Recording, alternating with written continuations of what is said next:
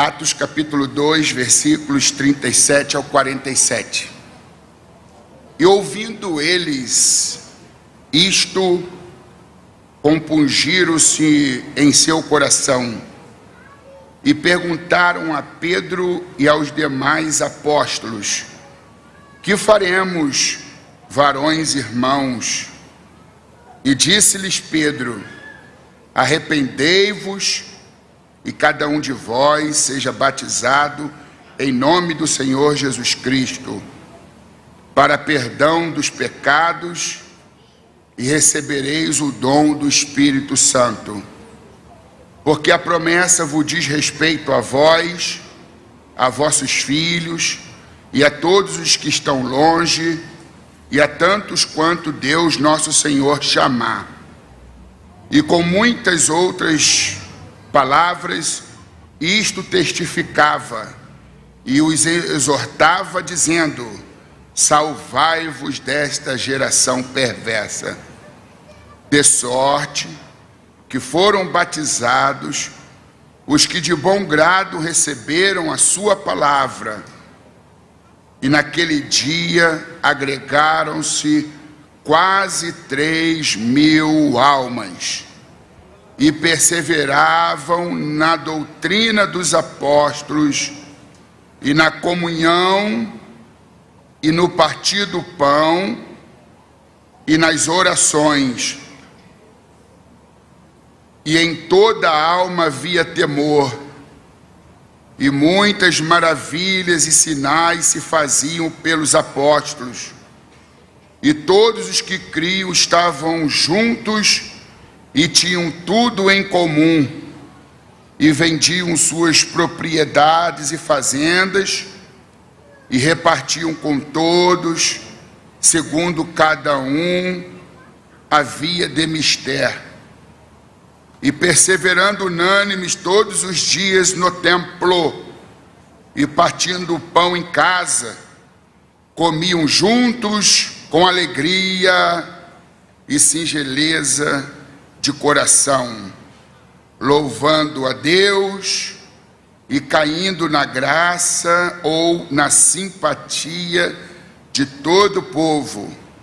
E todos os dias acrescentava o Senhor à igreja aqueles que se haviam de salvar. Em podendo, mantenham suas Bíblias abertas neste texto.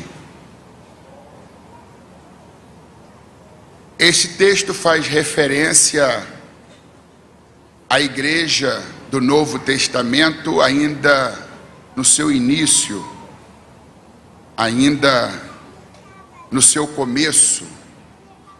É a igreja embrionária, mas ela nasce com força, ela nasce com pujança, ela nasce com autoridade, ela nasce com poder, porque ela tem as suas bases no Calvário e no Pentecoste. É uma igreja que confia na graça e que ora para receber poder. No púlpito ou em qualquer outro lugar, instrução não é substituta da unção. Aquela época, como a de hoje, a igreja não é formada apenas por homens, por pessoas da alta sociedade, de alto nível intelectual. Na sua grande maioria, a igreja é constituída de pessoas simples. A Bíblia diz que não foram muitos os nobres que foram chamados. Deus escolheu as coisas simples, as coisas vis e desprezíveis, as que não são, para confundir as que são. E a beleza do Evangelho está em a igreja ser, na sua grande maioria, constituída de ex alguma coisa. grande parte dos que me ouvem tiveram a prerrogativa, o privilégio de nascerem no berço evangélico, de terem pais cristãos, mas uma outra parte significativa veio do submundo das trevas, veio dos vícios, veio das práticas as mais degeneradas, veio do último degrau social, veio das práticas pecaminosas, e isto revela o poder de Deus de regenerar o homem, de recuperar o ser humano. A Bíblia diz que onde abundou o pecado, superabundou a graça. E o que a gente vê aqui é o poder da graça. A graça de Deus transforma leões em cordeiros, transforma monstros em homens e homens em anjos. A graça de Deus tem um poder de mudar a mentalidade, de mudar o coração, de mudar a identidade, de mudar o caráter, de mudar a personalidade, de mudar o temperamento. E para fazer parte da igreja, é imprescindível que haja mudança. Mudança de mente, mudança de coração, mudança de vida, mudança de caráter. Esta igreja, diz o texto, as primeiras conversões. E ouvindo eles isto, compungiram-se em seu coração e perguntaram a Pedro e aos demais apóstolos: que faremos, varões, irmãos? A palavra está sendo pregada, e onde a palavra de Deus é pregada, a mente é confrontada, o caráter confrontado. A fé vem pelo ouvir, o ouvir a palavra de Deus. A palavra de Deus, ela produz vida, ela produz mudanças, ela produz transformação. Nós estamos aqui em razão do poder da palavra. Quando estávamos chafurdados no pecado, quando estávamos acorrentados, amarrados, aprisionados, foi esta palavra libertadora que chegou até os nossos corações.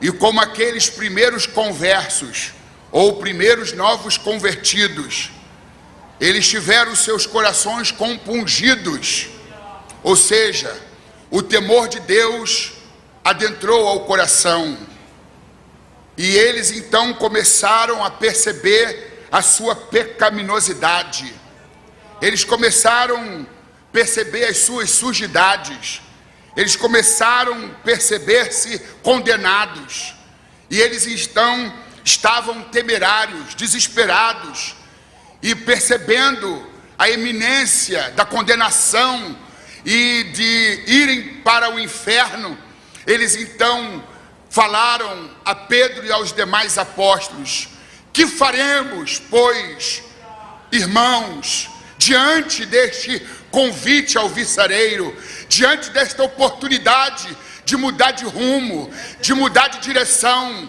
de mudar de vida?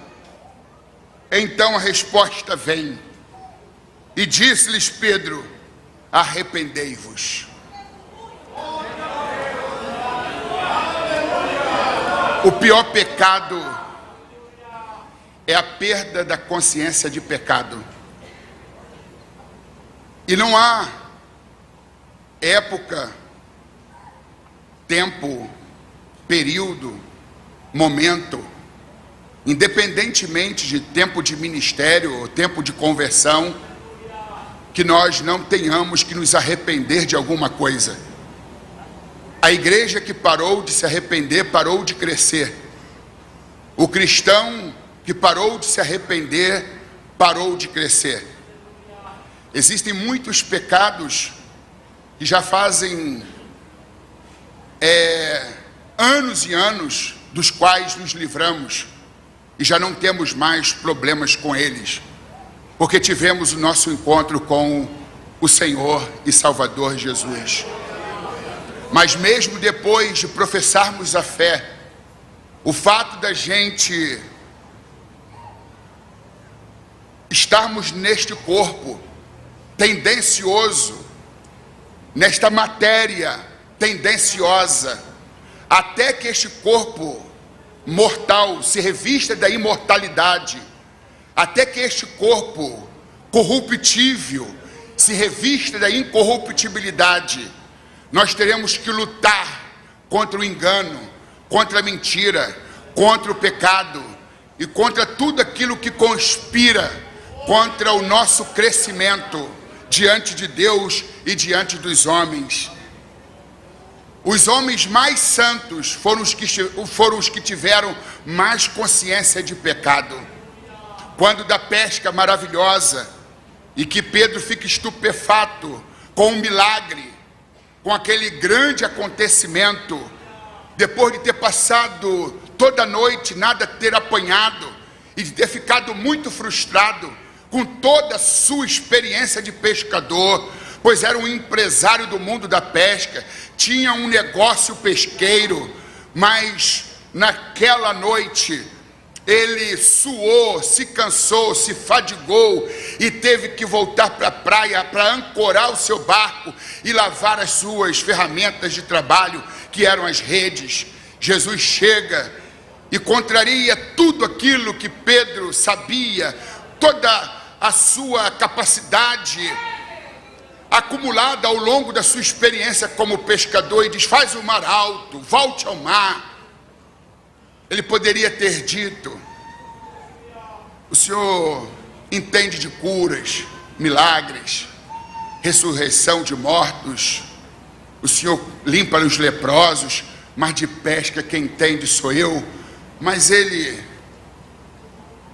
vigia, nada diz, apenas obedece, desancora o barco, põe o barco na praia, rema até nas partes mais fundas e ouve Jesus dar a direção. É aqui.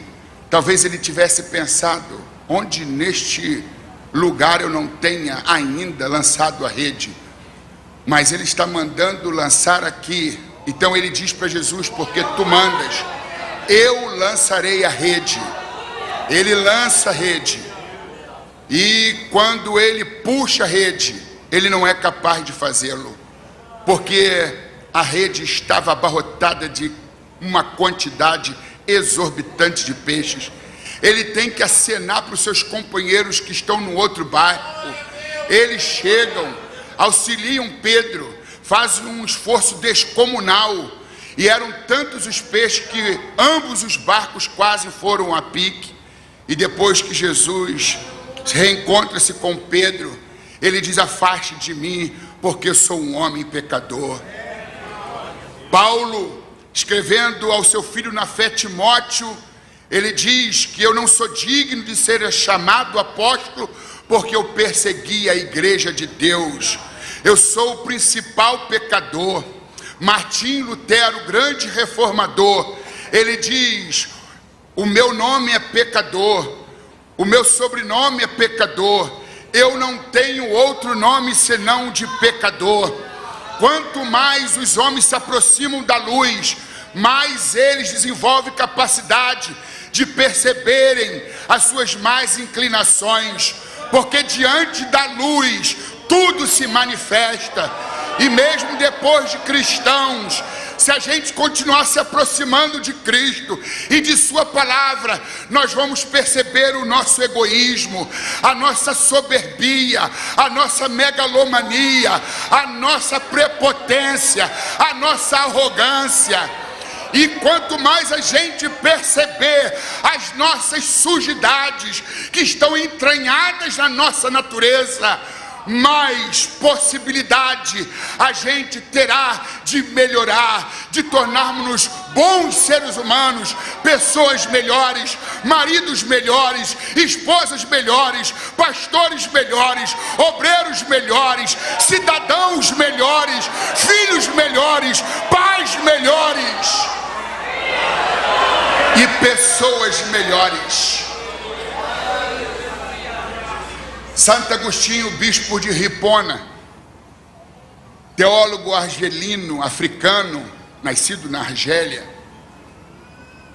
ele diz que os justos carregam a natureza carnal, os injustos são carregados por ela. Ou seja, todos nós herdamos dos nossos primeiros pais, Adão e Eva, o pecado. Está na nossa corrente sanguínea. No Salmo 51, Davi diz: eis que iniquidade fui formado, e em pecado me concebeu minha mãe. De modo que a gente já nasce com essa natureza carnal, mas por meio da fé, no sacrifício, na morte vicária e substitutiva de Jesus na cruz do Calvário, a gente tem os nossos pecados perdoados, e nós somos regenerados, purificados, santificados. Mas enquanto a gente viver, a gente terá que confrontar essa natureza má, a gente continuará carregando a natureza carnal, diferentemente dos ímpios que são carregados pela natureza carnal. O que significa que a gente sabe colocar um freio através da palavra e da vida de oração, da vida de renúncia, tal qual Paulo escreveu quando ele estava falando aos coríntios: se eu prego o evangelho, eu não tenho do que me envergonhar, porque me é obrigado pregar o evangelho, não é uma opção, não é questão de vontade. Eu fui eleito para isto, escolhido por Deus para isto. Eu esmurro meu corpo, o reduzo à servidão, para que pregando aos outros, eu mesmo não venha ficar reprovado. E a gente vai ter que matar um leão por dia, porque essa natureza carnal, ela é feroz, selvagem, ela é agressiva. E a gente tem que estar sempre subordinado à palavra, para que a gente possa manter essa natureza calada, essa natureza sem poder de reação. E aqui, quando a palavra é pregada, o povo fica compungido, estremecido, sensibilizado. Eles percebem os danos causados por essa natureza carnal, e eles são dominados por essa natureza, mas que eles querem dominar essa natureza e não serem dominados por ela. Então eles dizem: que faremos, pois, varões irmãos? Arrependei-vos. Arrependimento significa mudar de rumo, fazer o trajeto contrário. Se você está na contramão de Deus e de sua palavra, arrependimento nada mais é do que se voltar à palavra, é mudar de rumo, de direção. E é isso que Pedro propõe, o arrependimento, mudar de rumo, mudar de direção.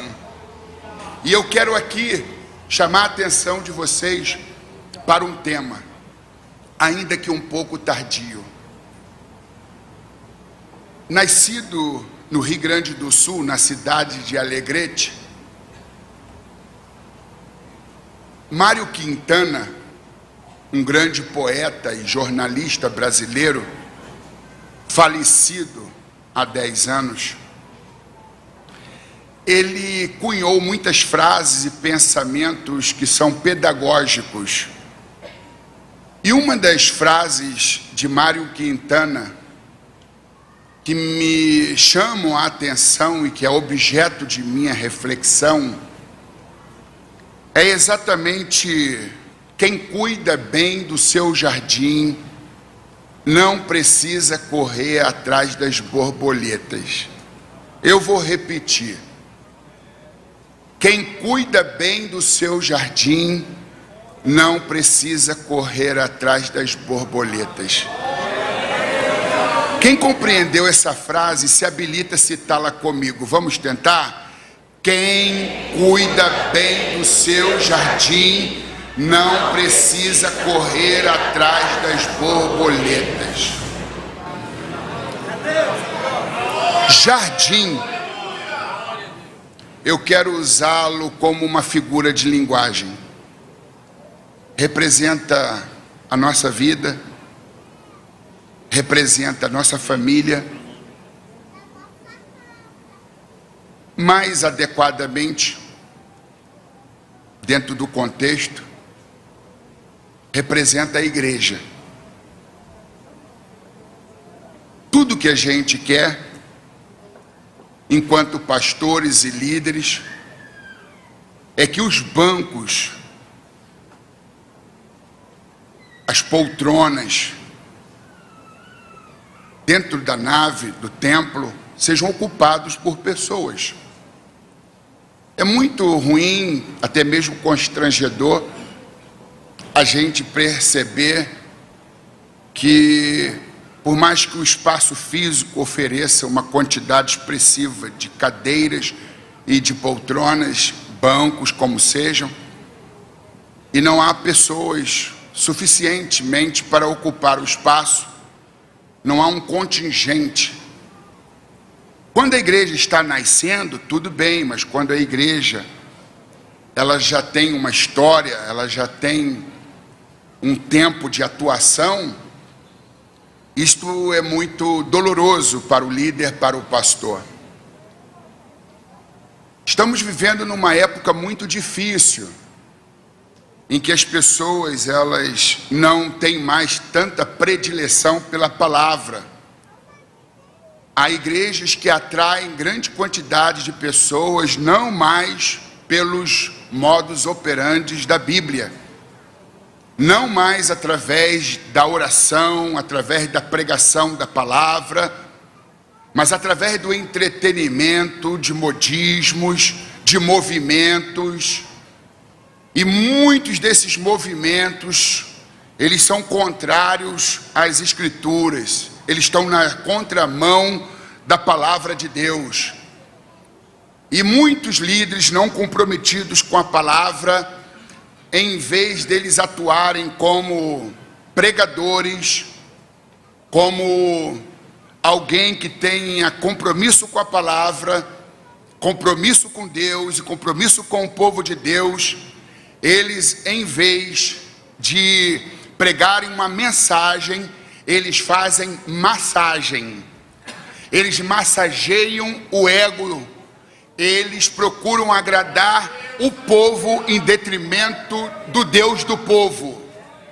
Quando a gente muda a palavra de Deus, a gente muda o Deus da palavra. E se o povo é segurado por causa de modismo, ou por causa de massagem no ego, ou de mensagens alvissareiras, certamente esta igreja, por maior que ela seja, por maior que seja a quantidade de membros, a gente tem que perceber que há corpos que incham, há corpos que engordam, e ainda outros que aumentam, que crescem. Todos aumentam de tamanho, mas só o que cresce é saudável. Então, onde tem crescimento, mas não tem a palavra, onde tem crescimento quantitativo, mas não tem vida de oração, onde se tem crescimento, mas não tem temor a Deus, não é crescimento, ou é inchaço, ou é obesidade, porque o crescimento verdadeiro, ele é acompanhado do crescimento quantitativo e qualitativo, ou seja, tem quantidade acompanhada de qualidade. Então há corpos que incham, há corpos que engordam, ainda outros que crescem, todos aumentam de tamanho, mas só o que cresce por meio da verdade, por meio da oração, por meio da vida santa, por meio da pregação da palavra, é que verdadeiramente cresce.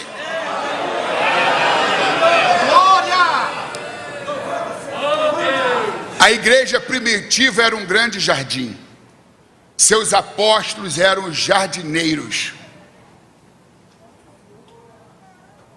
Mário Quintana diz que quem cuida bem do seu jardim não precisa correr atrás das borboletas. Porque um jardim bem regado, um jardim bem cuidado, as borboletas, elas visitam esse jardim. Elas vêm ao encontro desse jardim. Elas quererão fazer parte desse jardim.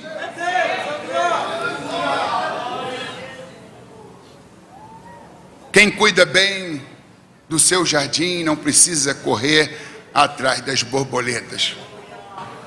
Não precisa ficar arrumando pulsar e ficar esbaforidamente correndo atrás das borboletas, usando de subterfúgios, eventos, entretenimentos para atrair as borboletas, para atrair as almas. A igreja primitiva, no primeiro sermão de Pedro, depois da experiência do Pentecostes, ele prega e uma multidão se arrepende dos seus pecados. E a Bíblia diz que naquele dia, quase 3.000 almas, quase 3.000 borboletas vieram fazer parte daquele jardim chamado Igreja do primeiro século.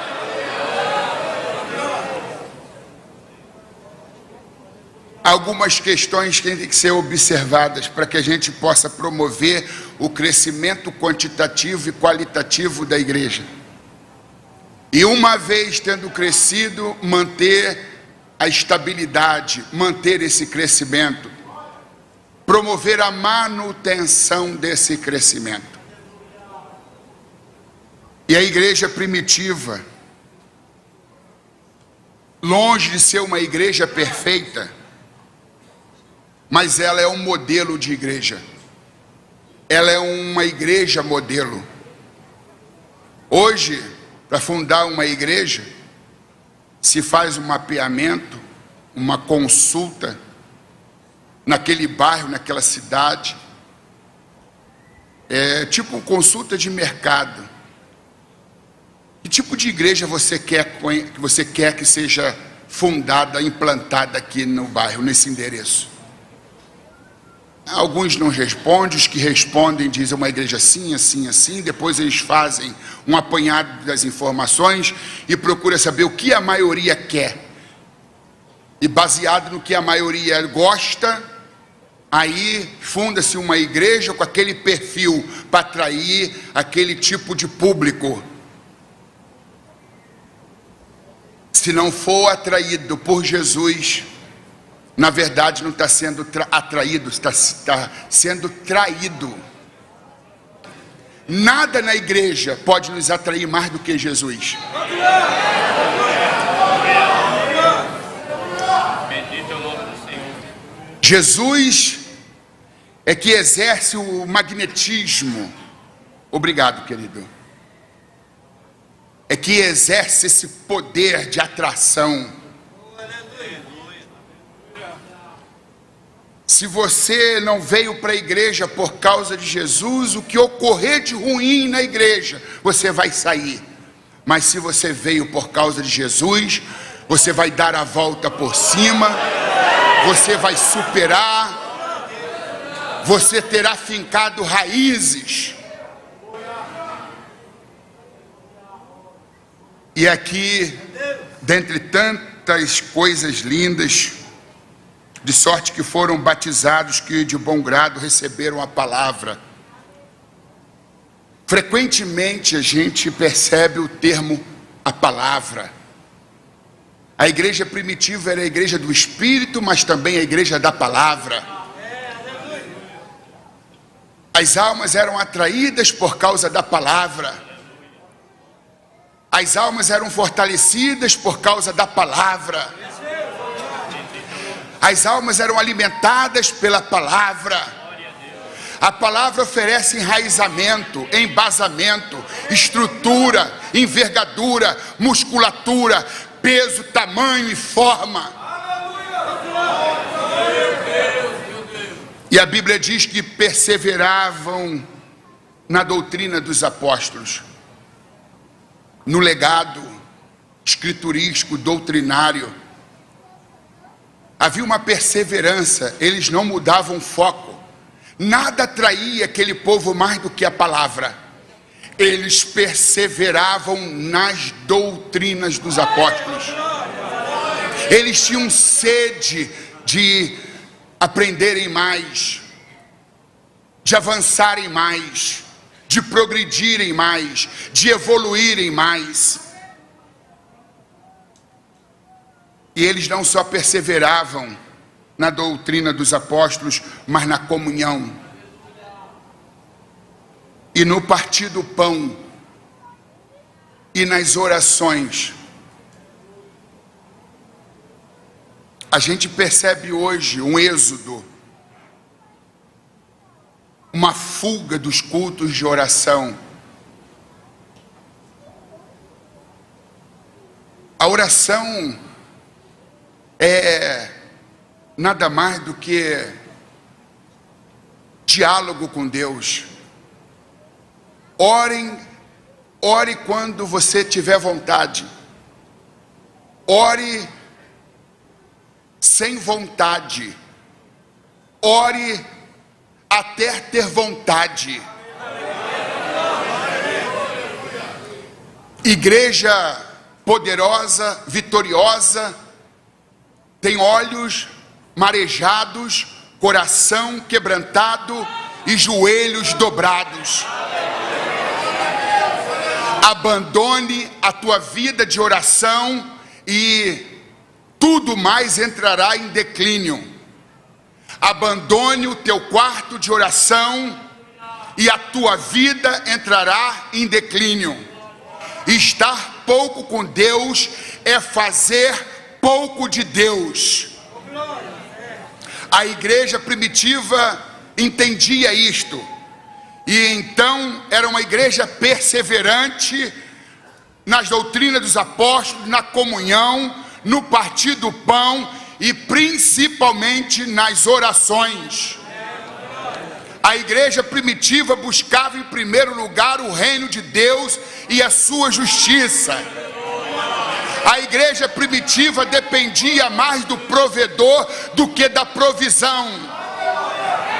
Não dependa mais da provisão do que do provedor, porque quem manda a provisão é o provedor, e o provedor manda a provisão através da tua oração. Antes de qualquer ação ou reação, deve vir oração. Volte para a oração. Como está a tua vida de oração? Não existe crescimento qualitativo sem vida de oração. Igreja que cresce sem oração, na verdade ela não cresce, ela incha, ela engorda. A igreja verdadeiramente cresce quando ela persevera na doutrina dos apóstolos, na comunhão, no partir do pão e nas orações.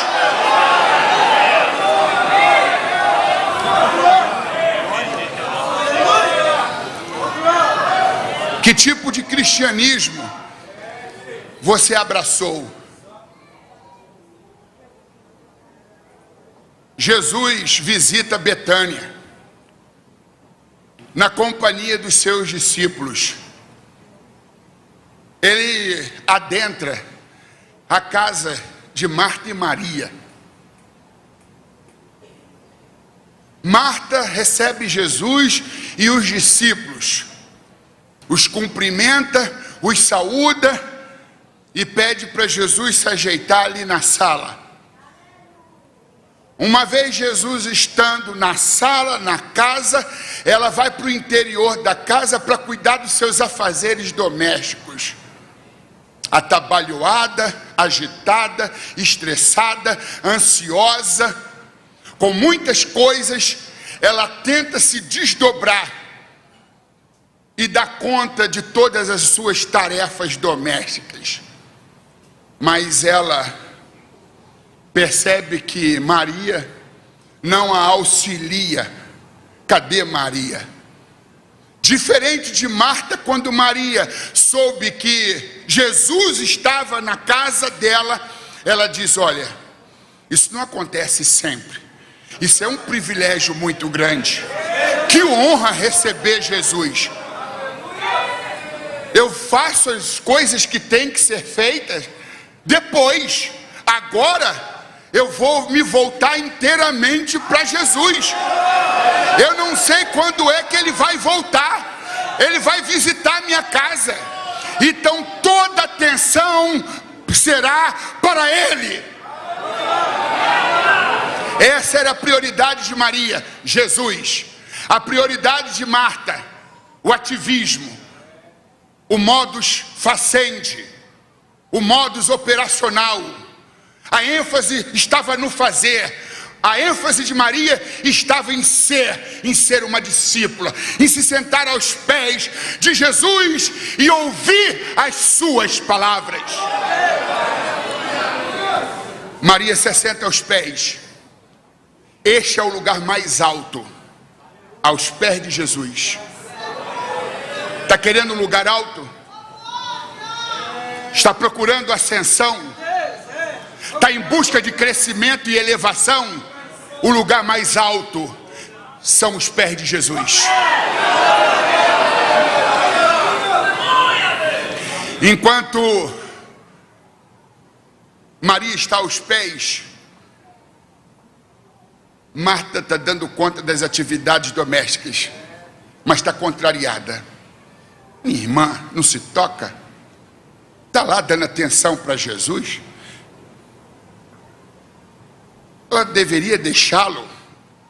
Eu fui lá, abri a porta, o recebi, o saudei e vim para cumprir as minhas obrigações. E por que Maria também não vem? Como Maria não vem, ela vai até Maria. Mas Maria está sentada aos pés de Jesus e diz: Jesus, em outras palavras, dê um puxão de orelha na minha irmã.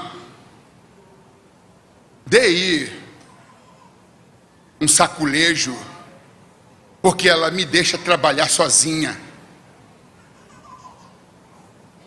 A Bíblia diz que Marta estava ansiosa com muitas coisas, agitada, de um lado para o outro. Quem fica aos pés de Jesus não sofre de ansiedade. Quem fica aos pés de Jesus, o coração se tranquiliza. Não existe estresse e nem agitamento ou agitação. Às vezes as nossas doenças se curam é nos pés do Senhor Jesus.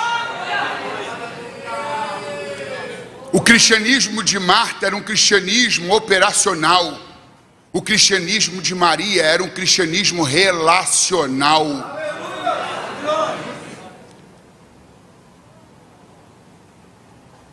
A gente precisa trabalhar. A grande maioria aqui precisa. A gente tem responsabilidades, deveres a serem cumpridos, agenda, obrigações, todos nós sabemos disso. Mas nós devemos dar prioridade ao que é prioridade. Em primeiro lugar vem o reino de Deus e a sua justiça, as outras coisas nos serão acrescentadas. À medida do momento que a gente tratar Jesus como prioridade, não deixa Jesus sozinho na tua sala.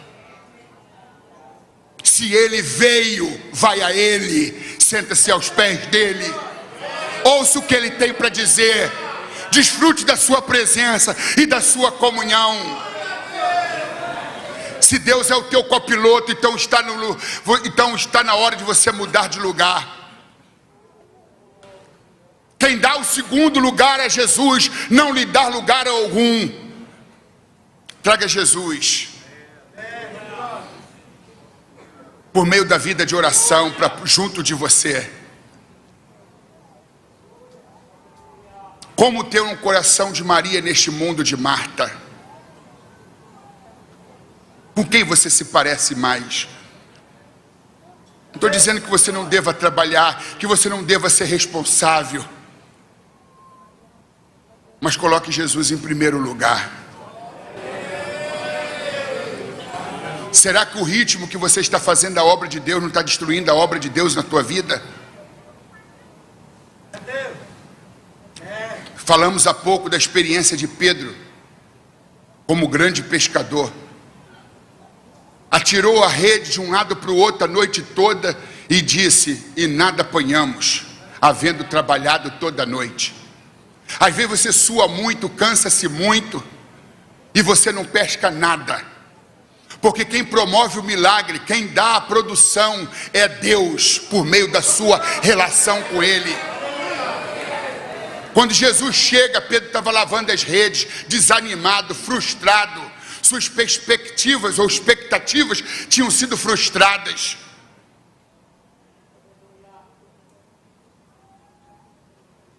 Não é a nossa capacidade, não é a nossa experiência, não é o nosso tempo de serviço, é a nossa dependência de Deus. Aprendeu a maior lição aquele que aprendeu a depender de Deus, e a oração revela essa dependência. Os autossuficientes não oram, ou oram muito pouco, porque no fundo acreditam: eu tenho experiência, eu tenho competência, eu tenho tempo de casa, eu tenho tempo de serviço. Se Jesus não puser a mão, nada acontece. A gente passa a noite toda no mar, a noite vai embora e o dia amanhece, e a gente só terá na rede algas marinhas, sujidades do mar, lixos e detritos. Mas quando a gente depende de Jesus, quando a gente obedece a ordem de Jesus, faz o mar alto, lançai a rede, e como Pedro a gente diz: porque tu mandas, porque tu falas, eu lançarei a rede. Aí, meus irmãos, os peixes vêm, as borboletas aparecem.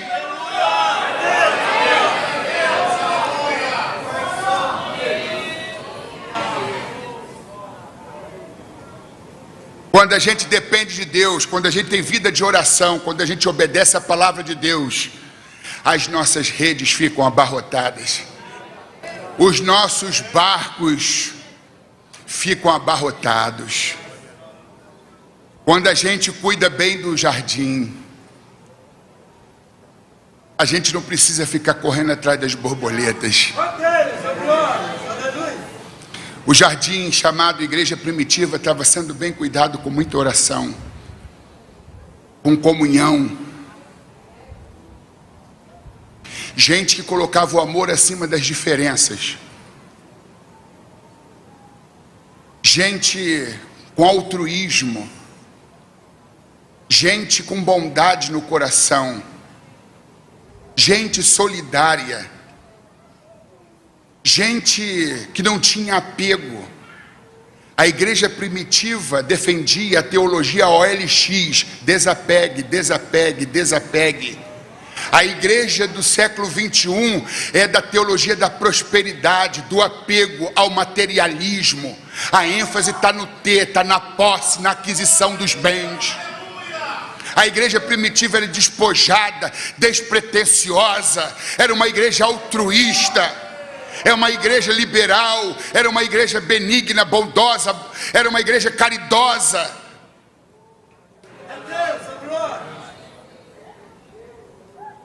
Em toda a alma havia temor, e muitos sinais e prodígios, maravilhas se faziam pelos apóstolos. O temor atrai o sobrenatural. Onde há temor,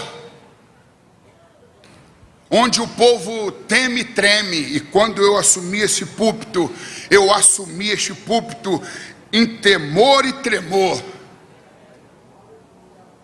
Temor é reverência, temor é respeito. Em toda a alma havia temor, e muitos sinais se faziam pelos apóstolos, muitas curas, muitos milagres, muitas portas sendo abertas, porque havia temor no coração.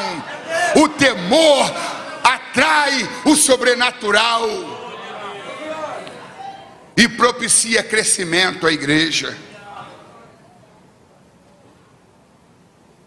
E todos os que criam estavam juntos e tinham tudo em comum: equanimidade, solidariedade. Não havia egoísmo. E vendiam suas propriedades e fazendas e repartiam com todos, segundo cada um era necessário.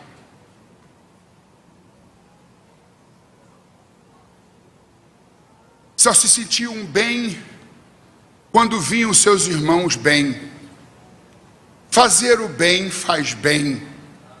Ser bom é um bom negócio. Se precisar de mim, olha a filosofia da igreja primitiva: nem precise me chamar, me chame sem pensar. Se precisar de mim, nem pense em me chamar, me chame sem pensar, eu vou estar disponível. E perseverando unânimes todos os dias no templo. Eu já estive lá na quarta, já estive no domingo, não vou na quarta. Se você pode, porque tem gente que quer e não pode. Gente que estuda, gente que trabalha, gente que tem compromisso. Mas se você tem tempo, não fique em casa. Venha para a igreja.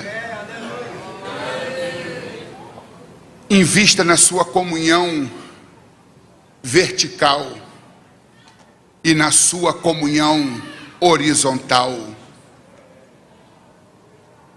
Não faça como alguns que são mencionados na epístola aos Hebreus, que abandonavam a sua congregação. Era o costume de alguns. Em podendo, venha. Em podendo, esteja na casa de Deus. É prazeroso ter comunhão com Ele, com os nossos irmãos. Diz aqui o texto, meus queridos irmãos, eles perseveravam unânimes todos os dias no templo, e repartindo o pão em casa, comiam juntos com alegria e singeleza de coração. Diga comigo: alegria. Era a marca da igreja primitiva.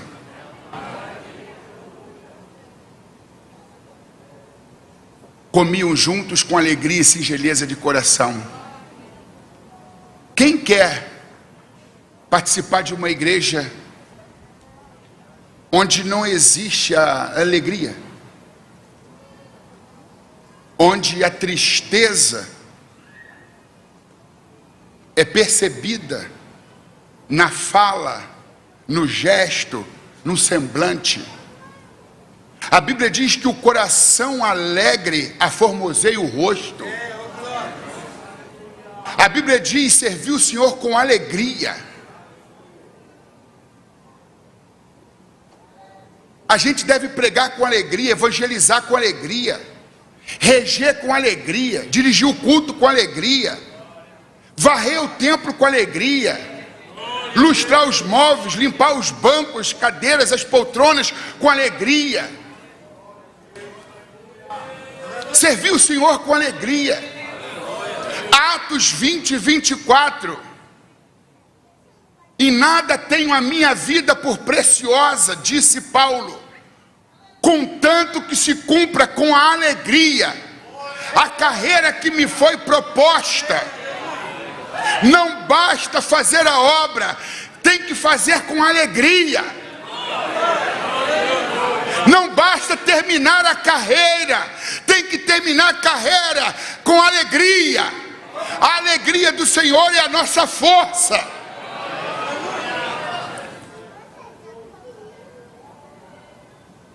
Alegrei-me quando me disseram: vamos à casa do Senhor. Não é deixar para se alegrar aqui, é já sair de casa dizendo: eu não vejo a hora de congregar, eu não vejo a hora de estar lá, eu não vejo a hora de Deus se manifestar naquele lugar.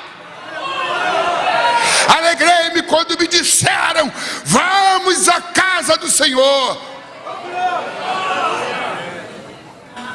Um teólogo jesuíta francês chamado Pierre Teilhard de Chardin, ele diz que a alegria é a maior evidência da presença de Deus. Havia alegria naqueles irmãos. Quando o mundo, a sociedade, os vizinhos perceberem que esta alegria flui nesse lugar, que esta alegria está nas nossas casas, que esta alegria faz parte do nosso casamento, que esta alegria faz parte do nosso dia a dia, que esta alegria está no nosso coração. O mundo é um mundo depressivo, o mundo está triste, o mundo quer conhecer essa alegria.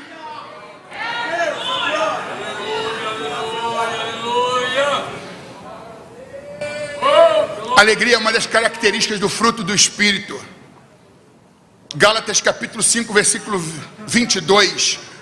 O fruto do Espírito é amor, gozo ou regozijo, gozo ou alegria, paz, bondade, benignidade, longanimidade, fidelidade, fé, mansidão, temperança ou domínio próprio. Se não há alegria na tua vida cristã, então existe algum vazamento no seu cristianismo. Uma igreja alegre atrai a sociedade, uma igreja alegre atrai o público, uma igreja alegre atrai as pessoas, uma igreja alegre atrai as borboletas. Cante com alegria, faça a obra de Deus com alegria, adicione alegria à tua vida.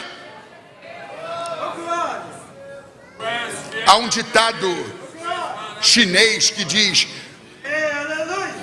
quem não sabe sorrir não pode abrir uma loja. Um ditado chinês que diz: quem não sabe sorrir não pode abrir uma loja. Imagina um milionário empreendedor diz assim: eu vou abrir uma loja. Escolhe um dos endereços mais caros de São Paulo ou aqui de Cosmópolis. Em São Paulo, a exemplo, Avenida Paulista. Compra um prédio ou um apartamento, uma loja térrea, de frente para a avenida. Coloca granito Carrara, blindex, ar condicionado, os móveis os mais sofisticados, tecnologia de ponta, e na contratação ele põe seguranças, introdutores, recepcionistas que não sabem sorrir, atendentes que não sabem atender, gente com cara de carranca, gente que quando foi batizada em águas, o tanque não tinha água, tinha supra-sumo de limão galego, ácido, amargo e azedo. Já saiu das águas fazendo cara feia. Vai atrair quem? Boas maneiras, bons modos, um sorriso. O sorriso encurta a distância entre as pessoas. O sorriso é a parte mais encantadora de uma mulher. Às vezes, madames poderosas se submetem a cirurgias plásticas, a correções, tira aqui, põe ali, estica aqui, mas são incapazes de sorrir. Para ficar linda não precisa de cirurgia plástica, basta sorrir. Nada contra a cirurgia plástica. Se eu pudesse até faria para não ficar com a cara do Tim Maia. Eu nunca vi um pastor mais parecido com o Tim Maia do que eu. Mas não tem como me livrar dessa cara. E não é só a cara, o peso também. Coisa linda, vocês sorriram. Glória a Deus.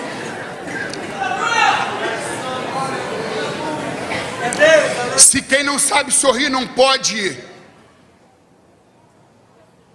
abrir uma loja, quem não sabe sorrir não pode abrir uma igreja.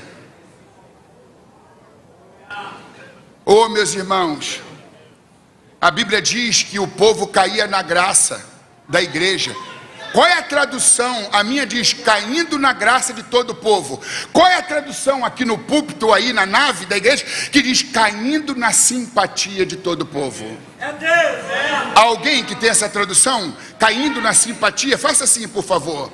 Caindo na simpatia. Amém. Caindo na simpatia. A igreja primitiva era uma igreja simpática. Era uma igreja agradável, cordata, alegre, feliz. O povo caía na simpatia. O povo diz, já foi lá? Não, tu tem que ir. Mas que simpatia. Já começa na porta. A recepcionista, o introdutor, o porteiro, o pastor, os obreiros, as irmãs, eles são convidativos, eles têm um magnetismo, eles têm uma forma encantadora de abordar.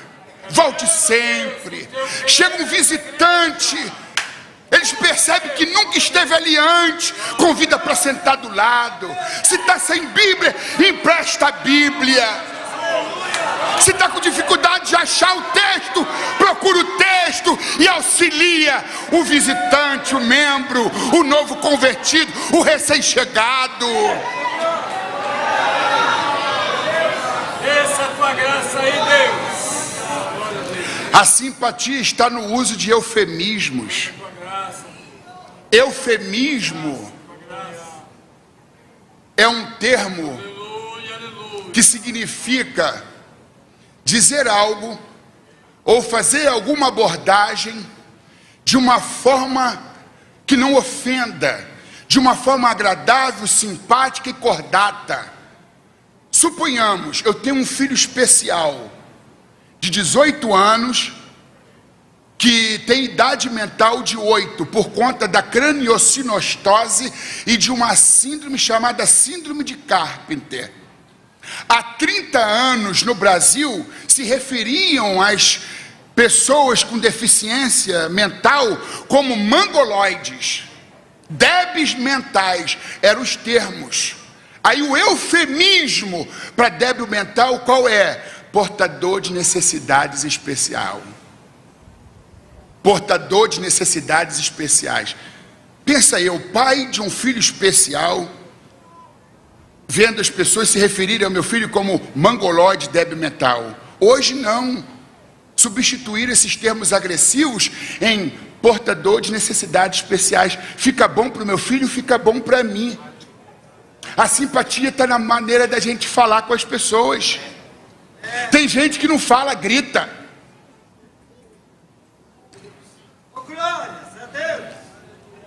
Aquele velho, que aquele velho, aquele idoso, Isso é eufemismo. Eufemismo de velho é idoso. Velho fica agressivo, idoso fica mais brando. Salomão escreveu em Provérbios 15, versículo 1: a palavra áspera suscita ira, a palavra branda afugenta o furor.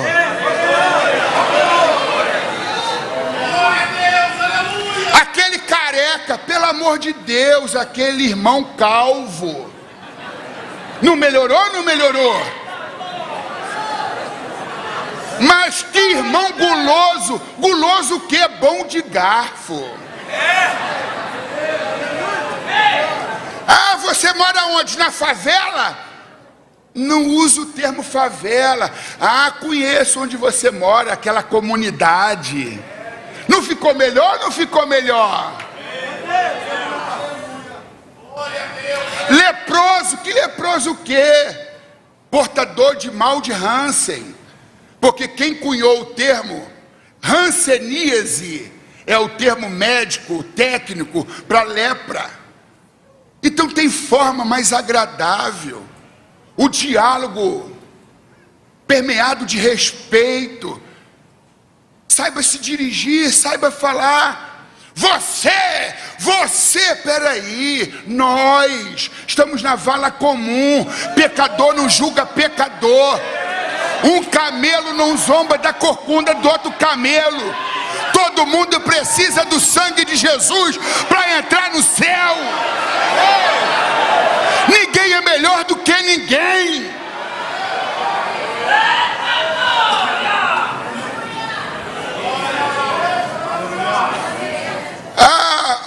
Tá sabendo que o irmão é catador de lixo? O irmão é lixeiro. Não. Pelo amor de Deus, coletor de material reciclável. Melhorou ou não melhorou? Procura ser gentil, cordato, simpático com a tua esposa, com teu marido. Ô pai, melhora a forma de você se dirigir aos teus filhos. Ô mãe, procure as melhores palavras para se dirigir à sua filha. Ô meu irmão, porteiro, introdutor, introdutora, recepcionista, obreiro, obreira, lá na empresa, na igreja, em casa, na rua, o relacionamento com os vizinhos. Se você for cordato, simpático, agradável, eles vão gostar de você, vão cair na sua. E quando você convidá-los para a igreja, eles dizem: eu gostei dele, por consideração dele, por eu ter gostado dela, eu vou atender a esse convite. Para ganhar para Jesus, a gente tem que ganhar para a gente primeiro. Ganhe o teu vizinho para você ganhar o teu vizinho para Jesus.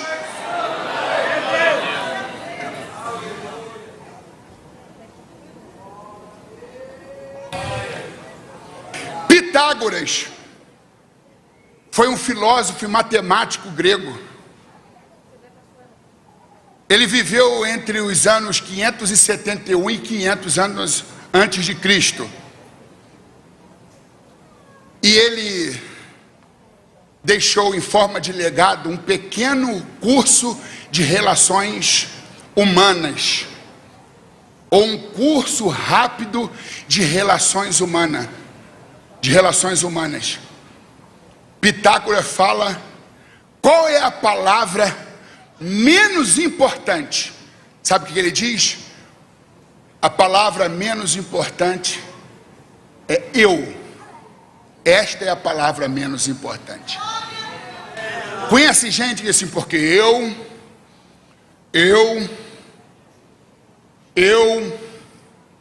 fiz, eu tenho, eu posso, eu mando, eu faço. É insuportável. Isso conota arrogância. Isso distancia as pessoas. Quem quer ficar perto de pessoa arrogante, cheia de eu? A palavra menos importante, a primeira palavra menos importante é a palavra eu. E a palavra mais importante, nós. A humildade faz com que a gente evite o uso frequente do pronome possessivo na primeira pessoa, eu.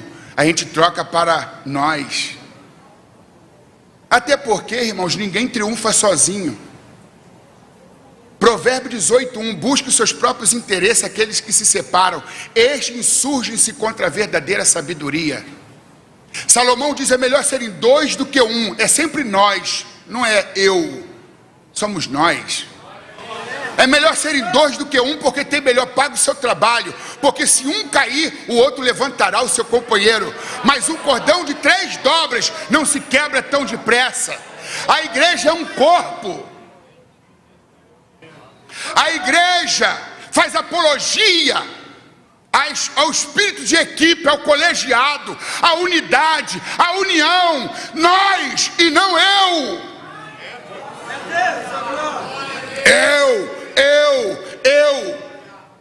É tanto eu que não prega nem o evangelho, prega o evangelho.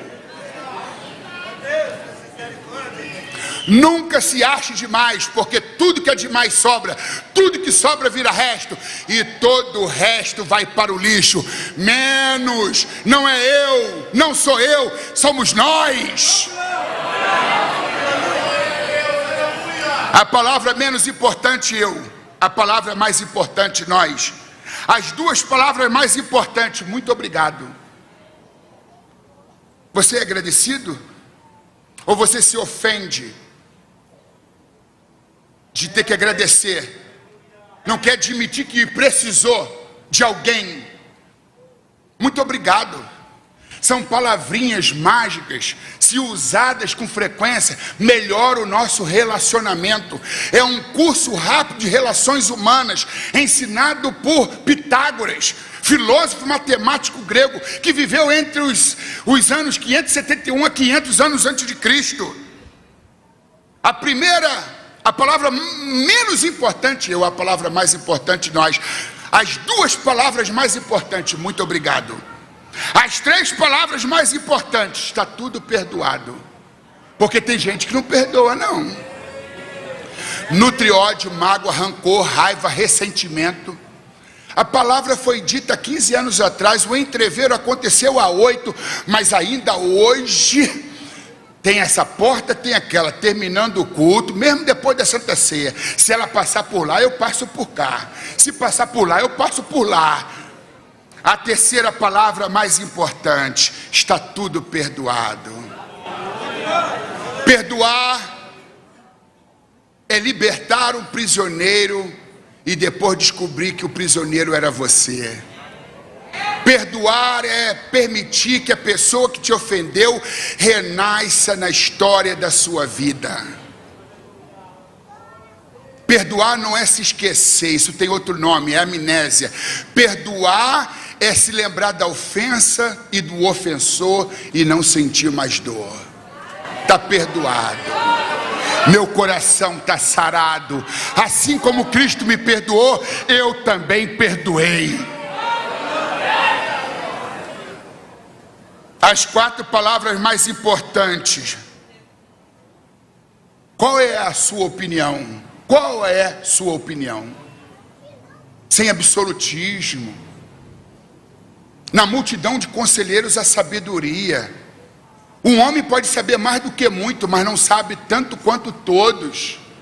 Ninguém é tão leigo que não possa ensinar, e ninguém é tão sábio que não precise aprender. Então qual é a sua opinião? Convide a mulher para participar das escolhas, das decisões. Valorize o espírito de equipe, o colegiado. Respeite o outro, o integrante. Qual é a sua opinião? Mesmo que eu te convença que a sua opinião não é tão boa quanto a que eu detenho, mas eu vou te ouvir, eu vou te escutar, eu vou respeitar a tua forma de pensar. Qual é a sua opinião? As 5 palavras mais importantes. Você fez um excelente trabalho. Eu aprendi que nas Assembleias de Deus não pode elogiar, porque se elogiar estraga. Não elogia não, finge que não viu, que não reparou, não elogia não, que vai ficar soberbo, vai estragar. Criticar pode, elogiar não. Elogie sim, continue assim, meu irmão, está sendo um exemplo e fonte de inspiração. Vai nessa tua força, minha irmã, Deus é contigo. Deus não vai se esquecer do vosso trabalho. Grande será o teu galardão. Continue fazendo com amor, com humildade. Continue fazendo o que você vem fazendo com excelência, para a glória de Deus. Como diz a Bíblia, quer comais, ou quer bebais, ou façais qualquer outra coisa, fazei tudo para a glória de Deus. As 6 palavras mais importantes, eu quero tentar entender você melhor. A primeira lei da vida, segundo Voltaire, um sábio francês, um filósofo francês, diz que a tolerância é a primeira lei da vida, já que todos nós temos erros e defeitos. Eu vou tentar entender você melhor. Abre espaço para tolerância. Seja paciente. Seja cordato. Imagina vocês uma igreja onde tem respeito, onde as pessoas não se colocam acima das outras, onde há simpatia, onde há amor, onde eles têm sede da palavra, onde eles vivem em comunhão, onde tem oração. Irmãos, as borboletas virão. O crescimento e a manutenção do crescimento é uma questão de consequência. A igreja primitiva era uma igreja simpática, mas tem igreja que é antipática, tem igreja que é apática, fria, glacial, gelada, sem ação, sem atitude, sem ânimo, apatia, igreja apática. E existem igrejas, irmãos, que são psicopáticas. As pessoas até sorriem, mas elas ocultam uma maldade extremada no coração. Dão tapinhas no ombro e abraçam, mas só para poder saber onde é o melhor lugar para enterrar a faca. Traição, os pensamentos os mais atraiçoeirados, mas não é nada que a gente veja aqui na cidade de Cosmópolis, especialmente nesta igreja. Que a simpatia seja reinante, que a graça seja reinante, que a alegria se espalhe entre vocês, e que a sociedade deste município, desta cidade, possa ser atraída por essa alegria, por esta comunhão, por essa efervescência, por esse fervor. E que através da vida de oração e do temor a Deus, o sobrenatural possa fazer parte do dia a dia desta igreja. E por conta da manifestação do poder de Deus neste lugar, vidas possam vir fazer parte da Assembleia de Deus de Cosmópolis. Que Deus a todos vocês abençoe. E eu vim aqui também trazer um presente ao meu pastor Alcides Balarim. Este é o livro mais novo da minha safra. Eu tenho 14 livros escritos, esse é o mais novo, que mais demorou para eu escrevê-lo. Normalmente eu produzo uma obra com 2 anos. Em 2 anos, essa aqui me levou 9 anos. Como ser um líder poderoso sem ter sede de poder? A síndrome de Diótrefes, diagnóstico, tratamento e cura à luz da Bíblia. Na página 136, eu falo aqui sobre o que eu disse em relação a Pitágoras, em relação ao seu curso relâmpago de relações humanas. A Síndrome de Ótrives, Diagnóstico, Tratamento e Cura. E esse livro aqui, que ganhou um prêmio internacional Areté, só merece o doce quem provou o amargo. E se a vida for uma barra, que seja de chocolate. Mas que pegue leve os irmãos, para não ficar como eu, tá, irmãos? Esse livro é de superação, é um livro de resiliência, é um livro para quem está passando por um vale de dor. Serve para muita gente que está com depressão, crise de ansiedade, síndrome do pânico, ou que vive numa angústia, no olho do furacão, numa crise muito grande. Vai te ajudar muito. Esse livro custa R$ 49,90, eu trago por R$ 35. Este custa R$ 25 e a gente vai fazer por R$ 25 mesmo. Mas se alguém aqui puder comprar os dois, a gente pode fazer os dois por R$ 50. É um livro para líderes, pastores, obreiros, obreiras, para líderes de departamento e para quem não é líder, mas se sente vocacionado, tem chamado para liderança. E esse aqui é para o público em geral. Não vim vender livros, não sou vendedor de livros, mas vou ficar muito feliz se você investir em você, porque em estar te ajudando, também estará me ajudando. Esse livro é seu, meu pastor, e da sua esposa, esse aqui.